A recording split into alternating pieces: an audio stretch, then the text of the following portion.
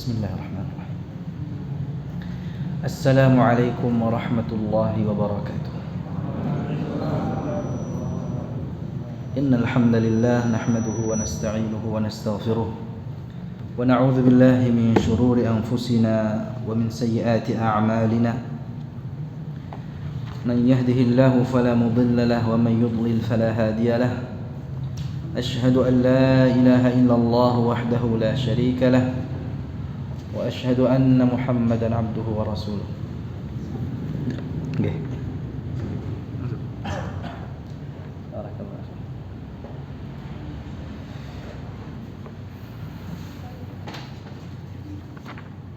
Kaum muslimin, bapak-bapak, ibu-ibu jamaah Masjid Al-Muttaqin yang senantiasa semoga dirahmati oleh Allah Subhanahu wa taala.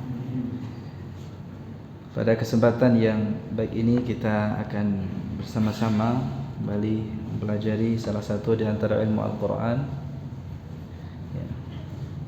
ilmu tajwid, yang mana pada kesempatan kali ini kita akan melanjutkan pembahasan tentang idgham, pembahasan tentang idgham atau al-harfanil multaqiyan, dua huruf yang saling bertemu. Ini sebenarnya masuk di dalam pembahasan yang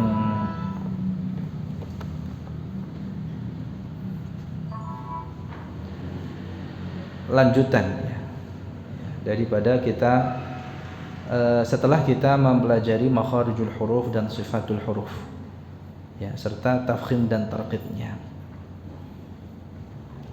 Jadi kalau kita membahas makharijul huruf, sifatul huruf, maka itu kaitannya dengan ya, atau biasanya prakteknya pada huruf yang terpisah. Jadi kita menguasainya pada huruf yang terpisah terlebih dahulu. Jadi dikuasai secara terpisah setiap huruf. Begitu caranya. Kemudian ketika huruf itu sudah terangkai, tersusun, maka muncullah hukum-hukum lainnya.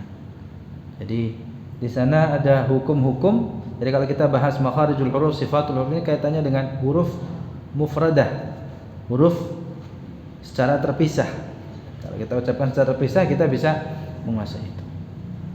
Namun ada penguasaan lainnya yang seseorang yang membaca Al-Quran harus piawai juga. Ketika huruf itu sudah terangkai, tersusun dalam sebuah kata maupun kalimat. Ya, pada saat huruf itu terangkai, tersusun dalam sebuah kata maupun kalimat, bertemulah antar huruf. Ya. Nah, ketika saling bertemu ini ada hukum-hukum yang muncul. Ya, hukum-hukum yang ada yang juga harus kita kuasai. Hukum tambahan, hukum lainnya yang harus kita kuasai juga. Nah, kalau kita membahas dua huruf yang saling bertemu ini, mutamathilainnya, mutajanisain, mutaqaribain, mutabaidain, ini kaitannya dengan apa? Dengan apa jemaah? Dengan makhraj dan sifatnya. Ya. Jadi yang kita bahas kemarin itu hukumnya apa namanya? Idgham. Ya. Idgham. Ini bab tersendiri ya. Bab idgham ini merupakan bab yang luas. Nah, idgham itu ya ada sebabnya. Ini macam-macam idgham ini ada kaitannya dengan makharijul huruf dan sifatnya. Idgham itu ada yang disebabkan karena makhraj dan sifatnya, ada pula yang nanti disebabkan karena i'rabnya. Ya.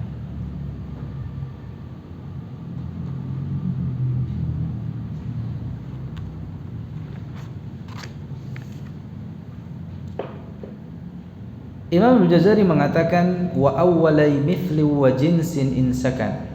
Ya. Di dalam Muqaddimah Jazariyah itu beliau menyatakan dua huruf, di mana huruf yang pertama dalam keadaan sukun, huruf keduanya berharakat, yang semisal maupun yang sejenis, kata beliau idghamkanlah. Jadi di sini mutamathilain, mutajanisain itu hukumnya idgham. Ya. Syahidnya atau dalilnya perkataan Imam Al-Jazari tadi, wa awwalai mithli wa jinsin. Dua huruf, baik itu yang semisal, dua huruf yang saling bertemu ini, yang mutamathilain maupun yang mutajanisain. Ya. Idghamkanlah, dibaca dengan idgham. Hukumnya idgham. Wujubul idgham. Apa yang dimaksud dengan mithlin wa jinsin atau mutamathilain dan mutajanisain? Demikian ya kita. Mutamathilain adalah huruf yang sama-sama makhraj dan sifatnya, lafaz maupun khatnya sama. Ya. Itulah yang dimaksud dengan mutamathilain. Ya, ini dal ketemu dal, lam ketemu lam, kaf bertemu kaf, ha bertemu ha. Ya. Ini namanya mutamathilain. Ya. Kemudian mutajanisain. Ya, ini nanti yang akan kita bahas hari ini. Ya, contoh-contoh mutajanisain. Ini nanti ada kaitannya juga dengan apa? Pelajaran pertama kita dulu, yaitu tentang makharijul huruf, jumlah makharijul huruf. Nah, mutajanisain itu adalah dua huruf yang sama makhrajnya, berbeda sebagian sifatnya. Kalau mutamathilain kan sama-sama makhraj dan sifatnya sama. Ya, persis kan? Tapi kalau mutajanisain ini dua huruf yang makhrajnya sama, sifatnya berbeda.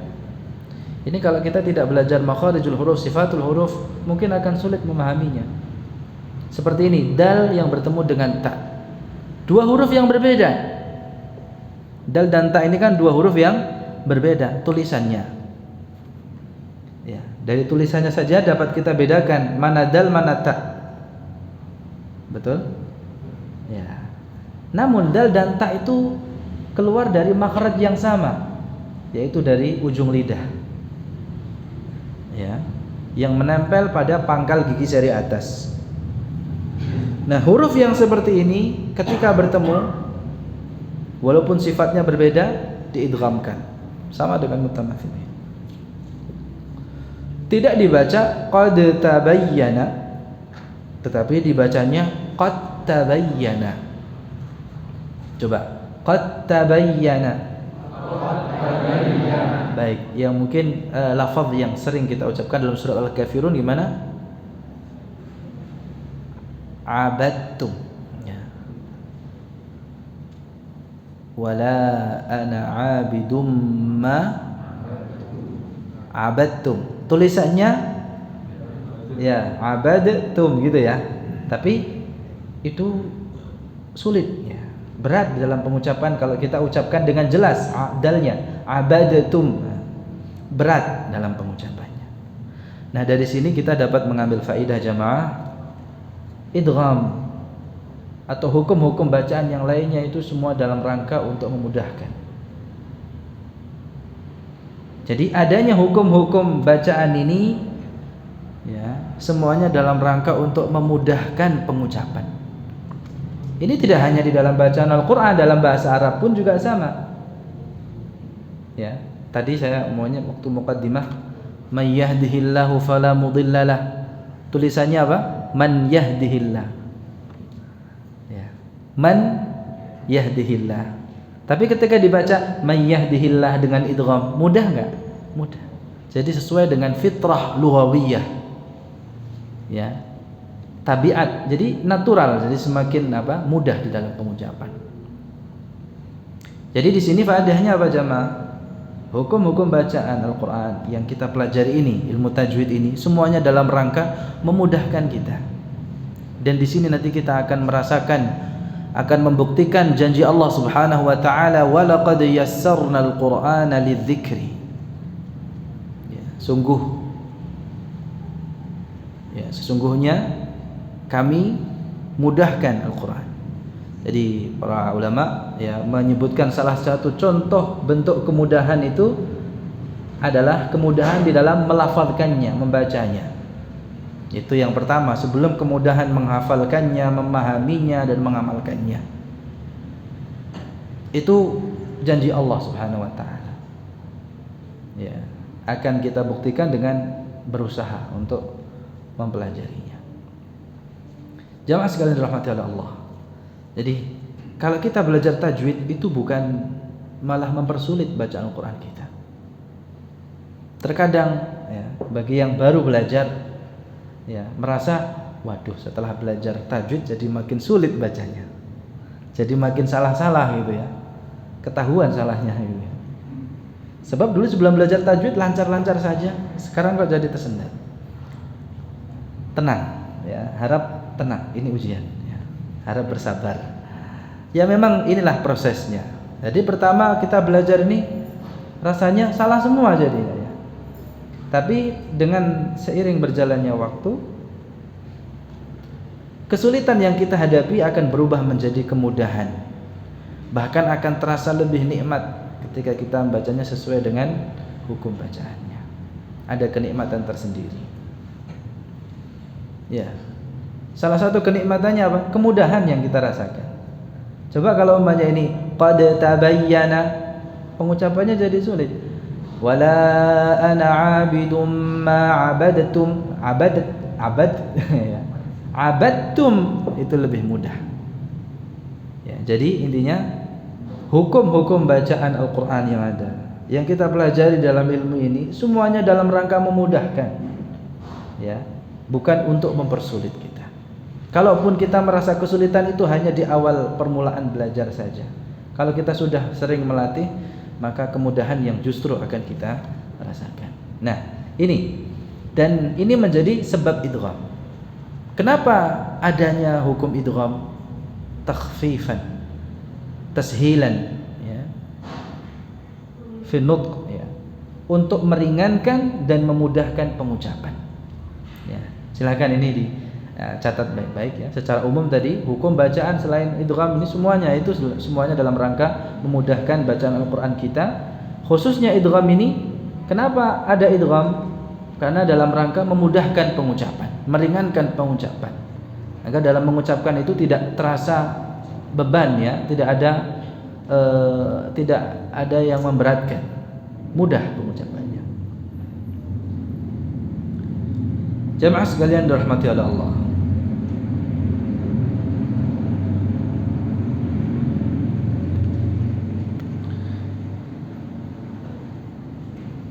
Di sini ada 8 bentuk. Geser ke sini ya, biar jamaah ya. Ada 8 bentuk pertemuan antara dua huruf yang mutajanisain ini. Kalau mutamatsilain insyaallah ya, jelas. Karena tulisannya, lafadznya sama. Ya. Nah, di sini yang hurufnya berbeda namun memiliki kesamaan makhraj. Ya. Dia berbeda dari sisi sifatnya saja. Contoh, makanya gini bisa kita sebut sebagai apa? Huruf yang mutasyabihah. Huruf yang mirip pelafalannya atau pengucapannya. Contoh seperti dzal yang bertemu dengan dha. Dzal sukun yang bertemu dengan dha, ya. Idz zalamtum. Dibaca ya, ini di dalam pengucapannya mana dzal? Ada enggak dzal? Tidak ada. Kok bisa enggak ada? Tulisannya kan ada.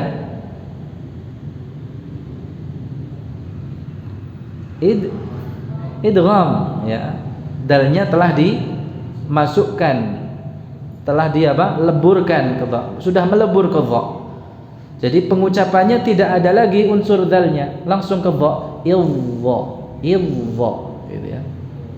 Walaupun tulisannya ada dalnya. Ya, jadi kalau kita tulis ada dalnya, tapi ketika diucapkan itu langsung ke dha. Kenapa demikian? Idgham, ya. Dibaca dengan idgham. Idzalamtu. Sekali lagi coba diucapkan. Idzalamtum. Mohon maaf, masih kurang sempurna. Bukan id, langsung coba. Kan langsung dha. Tidak ada unsur dalnya. Kalau id berarti masih dal. Id itu dal, langsung dha. Idza. Ya, coba perhatikan dengan seksama. Ya. Baik. Berikutnya dal yang bertemu dengan ta. Ya. Seperti tadi qad tabayyana, ya. Tulisannya ada dalnya. Dibaca tanpa dal. Qad tabayyan. Silakan. Qad tabayyan. Ya, qad tabayyan. Jadi bukan qad tabayyan, ya. Tetapi langsung ta, qad tabayyan. Yang ketiga, ta yang bertemu dengan dal. Ini kebalikannya, ya. Kalau sebelumnya dal yang bertemu dengan ta, sekarang ta yang bertemu dengan dal. Contoh, athqalat ketemu dengan da'awa. Dibaca athqalat da'awa. Jadi langsung kita praktekkan, ya, biar lebih mantap, ya, pemahaman kita. Ya. Sekali lagi. Athqalat da'awa. Athqalat da'awa. Jadi seperti yang di ini, yang dibaca ini tanpa ta, athqalat da, ya, langsung ladda gitu, ya. Yang keempat, ta yang bertemu dengan ta. Ta sukun yang bertemu dengan ta. Fa'amanat bertemu dengan kata ta'ifah. Ya, dibaca tanpa ta. Fa'amanat ta'ifah. Ya, coba perhatikan. Fa'amanat ta'ifah. Silakan. Fa'amanat ta'ifah. Mohon maaf kurang sempurna. Jadi masih ada taknya. Enggak, langsung ke ta. Jadi tebal. Fa'amanat. Nah, gitu. Fa'amanat. Coba, ini ada di surat apa ini? Surat As-Saff, akhiran surat As-Saff itu, ya. Ada fa'amanat ta'ifah. Silakan. Fa'amanat ta'ifah. Ya, lumayan. Ya, bagus. Baik, 4 keadaan yang pertama ini disepakati sebagai idgham mutajanisain. Baik, kita lanjutkan. Berikutnya bentuk mutajanisain atau contoh mutajanisain yang kelima ini ada khilaf. Sekali lagi, lam yang bertemu dengan ra menurut pendapatnya Al-Farra, ya, Imam Al-Farra, itu kategorikan sebagai mutajanisain. Dikategorikan sebagai apa? Mutajanisain. Sebentar, ini ada khilaf di sini. Menurut Imam Al-Farra mutajanisain betul. Kenapa demikian? Karena Imam Al-Farra, ya, menentukan, ya, jumlah makharijul huruf itu 14. Bukan 16, bukan 17. Ya. Jadi bagi beliau lam, nun dan ra itu satu makhraj. Ya. Lam, nun dan ra itu satu makhraj. Keluar dari makhraj yang sama. Berbeda dengan pendapat selainnya. Ya. Seperti pendapatnya Imam Sibawai. Ya, Imam Sibawai, ya, itu dan juga, ya, jumhur ulama berpendapat bahwa lam dan ra itu tidak sama makhrajnya. Keluarnya bukan dari makhraj yang sama, berdekatan saja. Makhrajnya berdekatan, tidak sama. Makanya di sini ada dua sudut pandang ini yang berbeda sehingga menghasilkan hukum yang berbeda. Ya. Bagi Imam Al-Farra yang menyatakan bahwa 3 huruf lam, nun dan ra itu keluar dari makhraj yang sama, berbeda dengan jumhur, ya, mayoritas ulama qiraah, ulama ahli ada itu menyatakan bahwa lam dan ra itu berbeda makhrajnya, hanya berdekatan saja.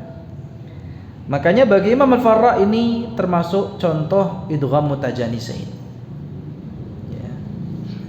Adapun mayoritas, ya, ulama ahli ada menyatakan termasuk di sini adalah Sibawayh. Ini pendapatnya Sibawayh bahwa qur rabbi ini masuk dalam kategori atau contoh idgham mutaqaribain, bukan mutajanisain. Ya, sebagaimana pendapat jumhur. Gitu nggih? Jadi untuk lam sukun yang bertemu dengan ra ada 2 pendapat. Yang pertama menyatakan apa? Itu idgham mutajanisain. Namun ya, kalau kita mengikuti pendapat mayoritas maka bukan mutajanisain tetapi mutaqaribain. Ya. Apa artinya tadi mutajanisain? Ya, yang sama makhrajnya berbeda sifatnya. Baik. Nah, lam dan ra ini sama enggak makhrajnya? Sama menurut Al-Farra. Siapa? Imam Al-Farra.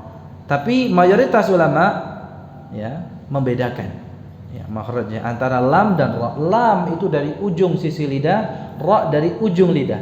Beda enggak? Anggaplah ini apa? Ini lidah ini ya. Lam ini keluarnya dari ini, sisi depan ini. Ya. Ini namanya ujung sisi lidah. Adna hafatil lisan. Adna hafatil lisan. Ini lam. Sedangkan ra di sini. Di ujungnya. Jadi taraful lisan di sini. Lam di sini, ra di sini. Jadi beda enggak? Namun ya berdekatan makhrajnya. Baik. Jadi ada silang pendapat di sini ya. Kembali kepada sudut pandangnya tadi. Penentuan makhrajnya. Bagi Imam Farra, lam, nun dan ra sama makhrajnya. Sama-sama dari ujung lidah gitu ya. Sedangkan jumhur mengatakan oh beda. Ini 3 huruf yang berbeda makhrajnya. Ya. Lam di sini, nun di sini, ra di sini gitu ya. Ra lebih ke punggung lidah. Baik. Yaitu silahkan nanti di murajaah kembali pembahasan tentang makharijul huruf ya, di situ ada rinciannya. Baik, sekarang kita masuk ke contoh idgham mutajanisain yang ke-6.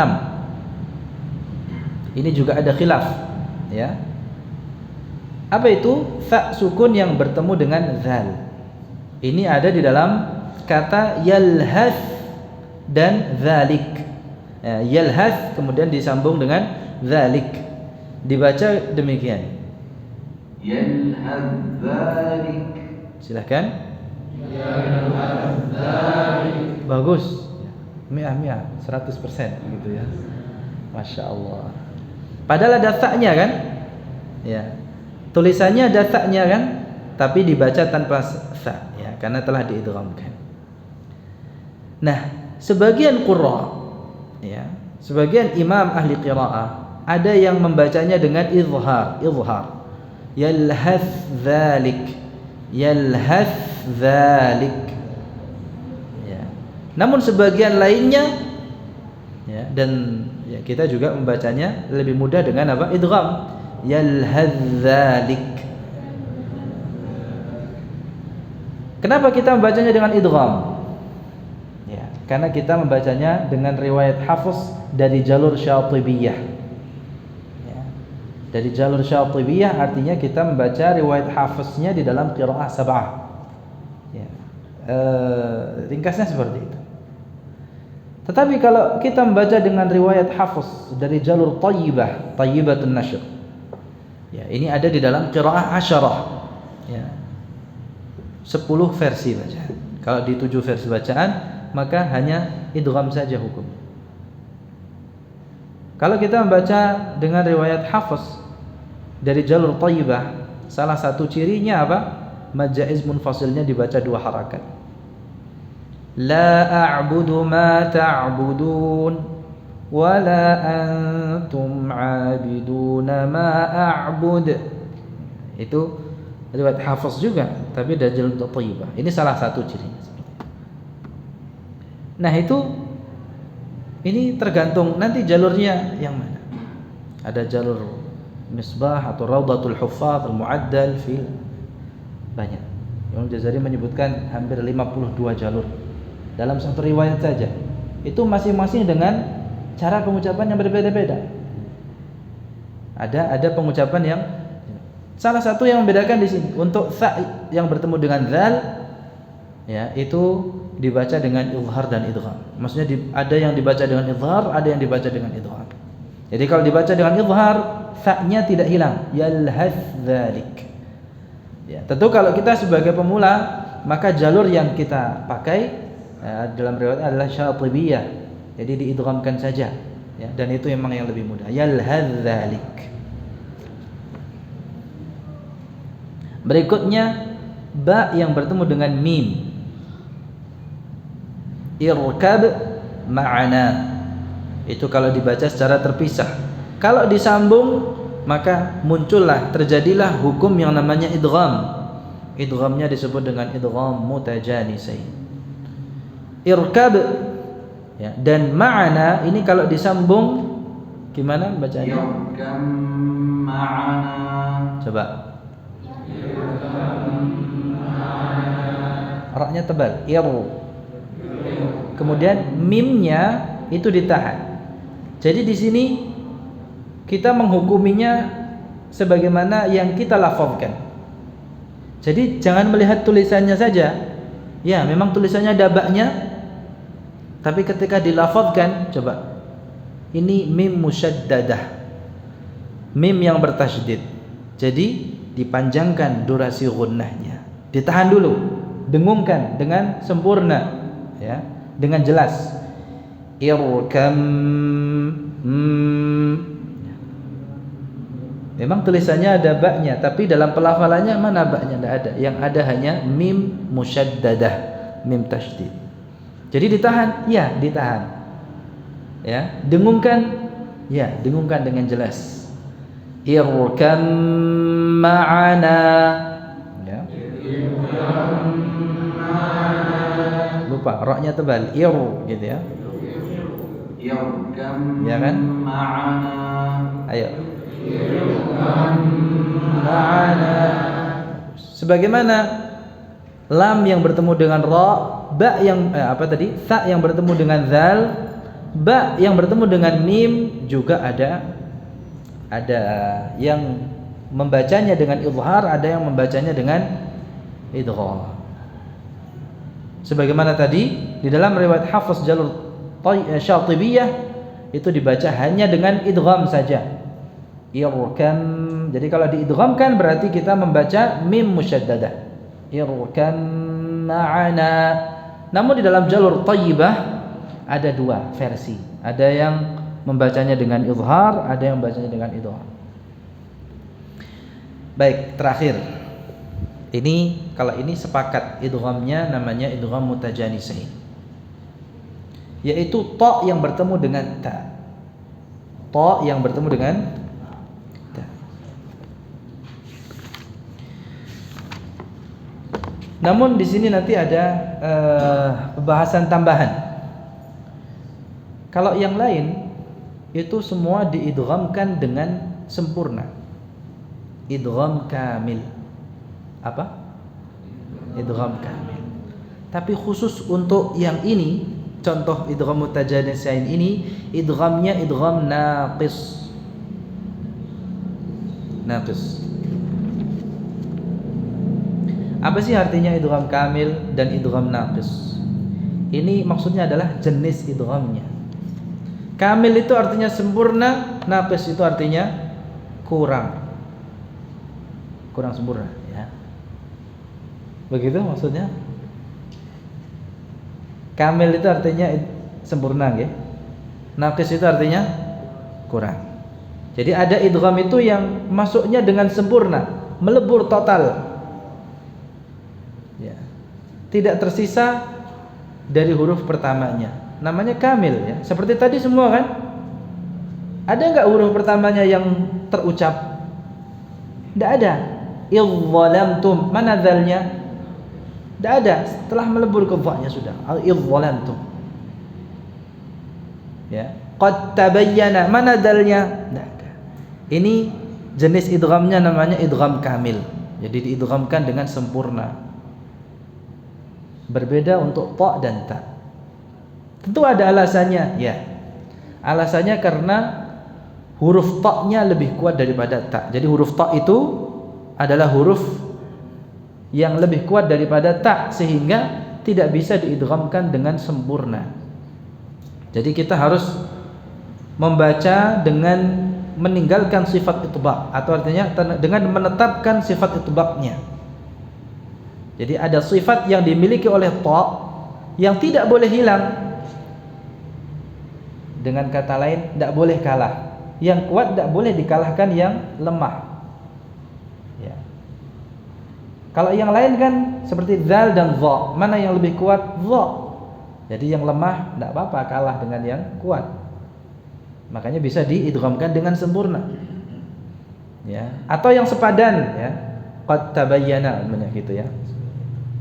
Nah, untuk ta yang bertemu dengan ta, itu tidak bisa dibaca begini, ahadtu, basatta, dan ini kebanyakan demikian. Ya, banyak yang membacanya demikian karena belum tahu. Sekali lagi, di sini ta yang bertemu dengan ta tidak boleh diidghamkan dengan idgham kamil, tapi idghamnya idgham naqis. Kenapa idghamnya naqis? Karena huruf kuat itu tidak bisa dimasukkan ke huruf lemah secara total, secara keseluruhan. Jadi ta-nya tidak boleh dikalahkan dengan ta, karena ta lebih kuat daripada ta. Ya. Kalau idghamnya jelas, sepakat, ya, dibaca dengan idgham. Namun idghamnya apa ini? Kamil atau naqis? Naqis. Ya. Jadi kita itbaqkan dulu. Ya, kita baca ta itu dengan itbaq tanpa qalqalah. Kemudian setelah itu ditutup dengan apa? Ta yang berharakat. Contoh, ya. Ucapannya. Ahadtu bima. Ya, ahadtu. Ahadtu. Coba masuk ke ta dulu. Ahad. Tebal. Ahad. Tu. Ya, tu-nya tipis. Jadi ta-nya tebal. Ahad. Tu. Ahad tu. Bagus, ya. Basatta ilayya yadak. Ya, basalta. Bahasanya tipis. Basalta. Basalta. Hati-hati, jangan dibaca basatta. La in basatta ilayya, bukan basatta. Basalta. Jadi masuk ke ta dulu. Ta-nya tetap diucapkan walaupun tanpa qalqalah, ya. Sebab kalau ada qalqalahnya tidak lagi idgham di sini, ya, jadi idhar. Jadi kalau diidghamkan untuk ta yang bertemu dengan ta tetap diucapkan ta-nya, hanya saja tidak berqalqalah, tidak memantul. Berikutnya, contoh berikutnya. Dan ini dalam Al-Quran hanya 4 ini contoh ta sukun yang bertemu dengan ta. Tidak ada contoh lainnya lagi. Jadi bisa kita ingat-ingat, 4 kata ini adalah, ya, 4-4-nya contoh saja. Jadi hanya 4 ini untuk ta sukun yang bertemu dengan ta. Kalau ta sukun yang bertemu dengan ta banyak, fa'amanat ta'ifah, waddat ta'ifah, ya, dan lain sebagainya. Tapi kalau kebalikannya, ta sukun yang bertemu dengan ta, hanya 4 ini saja di dalam Al-Quran. Ahadtu, basatta, farradtu. Coba Sekarang yang فرطتم silakan. Bagus, masya Allah. فرطت في Ya. Barakallahu fikum. Ya, masya Allah. Ini dipertahankan ya pengucapan demikian. Ya, dan dapat kita bedakan dari pengucapannya tadi idghamnya, yang lain itu idgham mutajanisan, yang lain itu jenisnya idgham kamil semua. Kecuali yang ini ta sukun yang bertemu dengan ta, idghamnya idgham naqis. Baik, kita ini masuk ke idgham mutaqaribain. Jadi dua huruf yang saling bertemu yang berdekatan makhrajnya. Ini lagi-lagi kita masuk kepada pembahasan yang butuh perincian. Ini perbedaannya bukan hanya makhraj dan sifatnya seperti tadi ya, idgham mutajanisain. Ini masuk khilafiyahnya masuk dalam qiraat ya.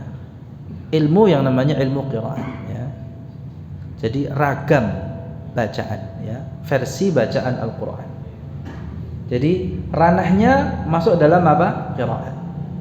Jadi kalau kita yang masih pemula ini ya, ini hanya bisa oh ya, berarti ada bacaan yang lain gitu saja gitu ya. Gitu. Kalau tadi kan masih insyaallah keterangannya masih bisa kita tangkap ya. Kalau ini karena riwayat yang datang itu diucapkan demikian, bisa berbeda antara satu dengan yang lain. Dan sekali lagi khilafiyah, perbedaan di dalam qiraat Qur'aniyah, versi bacaan Al-Qur'an itu lebih bersifat khilaf tanawwu', perbedaan macam saja. Jadi bukan khilaf yang tadad ya, atau yang bersifat kontradiktif. Bukan yang bertentangan, bukan. Ini hanya perbedaan macam saja.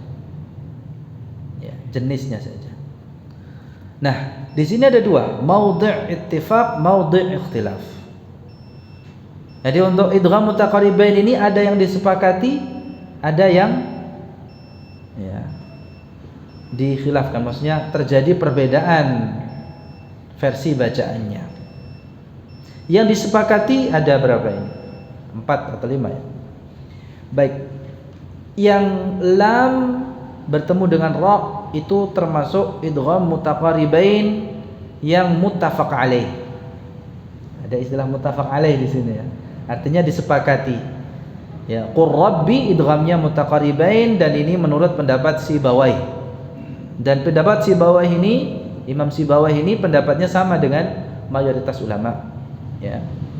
Bagi beliau idgham mutaqaribain sebagaimana jumhur ulama rahimahumullah. Dan ini termasuk idgham wajib fil mutaqaribain. Kemudian yang kedua, baik, lam sukun bertemu dengan ra sudah ya. Sekarang qaf yang bertemu dengan kaf. Ini juga idghamnya idgham mutaqaribain muttafaq alaih, disepakati idghamnya. Hanya saja ada tambahan di sini. Perlu dijelaskan bahwa jenis idghamnya. Ada yang menyatakan idghamnya idgham naqis. Ya. Seperti kiasnya sama. Dengan sebelumnya tadi ta yang bertemu dengan ta, kenapa idghamnya naqis? Karena ta itu lebih kuat daripada ta. Nah, sama di sini. Ada yang berpendapat idghamnya idgham naqis, yaitu pendapatnya Makki bin Abi Thalib Al-Qaisi dan Abu Bakar ibnu Mihran. Ya, idghamnya naqis. Kenapa? Karena qafnya lebih kuat daripada kaf. Jadi sifat isti'la'nya tidak dihilangkan sama sekali dalam pengucapannya. Alam nakhluqkum. Alam nakhluqkum. Ya, masuk qaf dulu. Namun jumhur ya justru sebaliknya. Ya, karena jumhur ini ya lebih kepada riwayatnya. Sekali lagi tadi kalau masuk di mutaqaribain ini kita harus apa? Melihat riwayat. Sebab kalau umpamanya datang riwayat di dalam bacaan, kemudian menyelisihi kiasnya, maka yang harus diterima adalah riwayatnya. Saya ulangi sekali lagi. Ini jadi prinsip juga ya. Jadi kalau ada riwayat yang datang, ini tidak sesuai dengan kias, ya, kaidah yang kita dapatkan dalam ilmu, maka sebaiknya riwayat itu yang kita terima, lebih kita terima daripada kiasnya, karena kedudukannya lebih tinggi. Ya, kalau ada riwayat seperti ini, jumhur ya berpendapat itu idghamnya kamil. Di sini idgham mahad. Alam nakhluqukum. Jadi kalau diidghamkan dengan sempurna langsung ke kaf. Nakhlu langsung ke kaf. Lukum. Lukum. Alam nakhluqukum. Coba. Alam nakhluqukum. Ya. Tidak masuk ke kaf sama sekali. Alam nakhluqukum.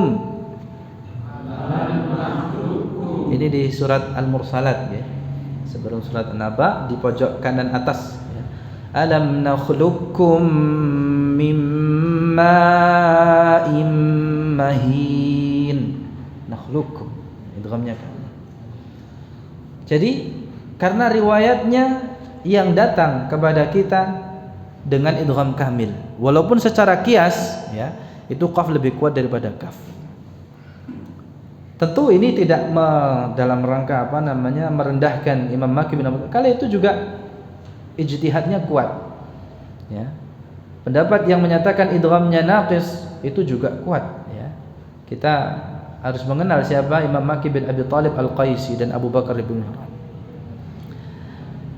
Jadi jamaah sekalian, di sini kita perhatikan kalau kita membaca dengan riwayat Hafiz ya, maka dari kedua jalurnya Syatibiyah maupun Thayyibah itu hanya dibaca dengan idgham kamil. Ya, perlu dicatat di sini kalau kita membacanya dengan riwayat Hafiz. Ya, riwayat ini datang dengan idgham kamil dari kedua jalurnya, baik itu dari jalur Syatibiyah maupun jalur Thayyibah, itu dibaca dengan idgham kamil. Di samping itu juga kalau kita lihat tanda baca dhabtul mushaf, kita akan dapati ya, di dalam mushaf kita ada syaddah, tasydid pada huruf kafnya, yang itu menunjukkan bahwa idghamnya idgham kamil, bukan idgham naqis.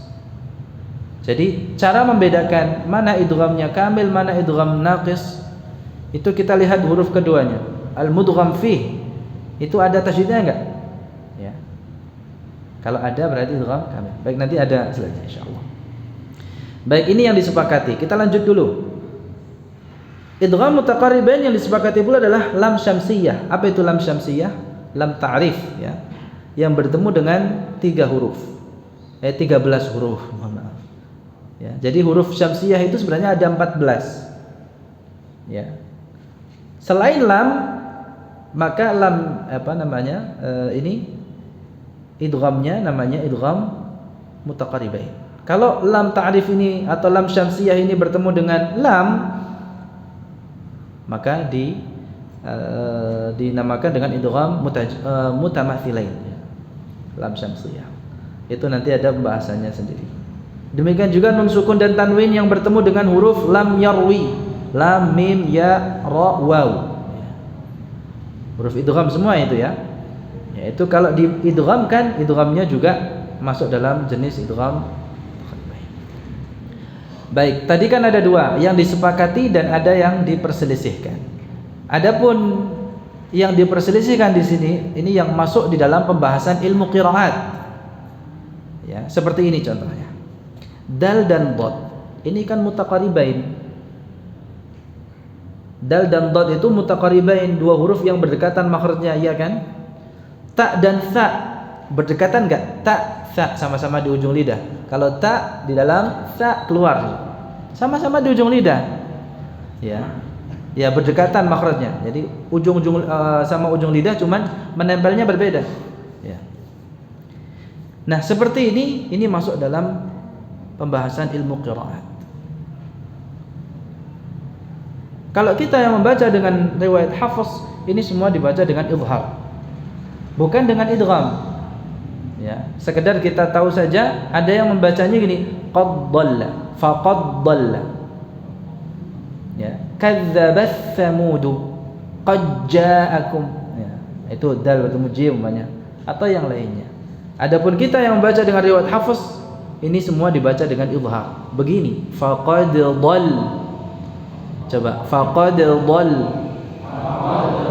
Ya, kadzabat tsamudu. Nah, ini salah. Mohon maaf. Kadzabat, jelas taknya. Kadzabat Tsamudu. Kadzabat Tsamudu. Ya, begitu. Mutaba'idain kita lewati karena jelas ya izhar hukumnya. Ini faedah. Tanda idgham kamil di dalam mushaf, ya, penulisan mushaf itu tidak ada harakat pada huruf yang pertama, kemudian ada syaddah pada huruf yang kedua. Tanda idgham itu naqis seperti tadi, ahadtu. Tanda idghamnya sama, huruf pertama tidak ada harakatnya, khaliyah minal harakah, atau tidak ada tanda sukunnya. Jadi huruf sukun itu kalau ada tandanya itu dibaca dengan izhar. Kalau tidak ada tandanya itu selain izhar, idgham di sini ya. Di sini idgham. Ini ta-nya ada tanda sukunnya enggak? Ta-nya ada tanda sukunnya tidak? Tidak ada. Ini idgham. Kemudian ta-nya ada tanda syaddahnya, tasydidnya? Tidak ada. Berarti ini idghamnya naqis. Jadi bisa kita jadikan patokan di sini ya. Kalau tidak ada tasydidnya pada huruf yang kedua mudgham fi, itu idghamnya naqis ya. Tanda bahwa idgham itu kamil kalau ada tasydid pada huruf keduanya. Barakallahu fikum. Demikian ya kajian kita pada malam hari ini, semoga bermanfaat ya.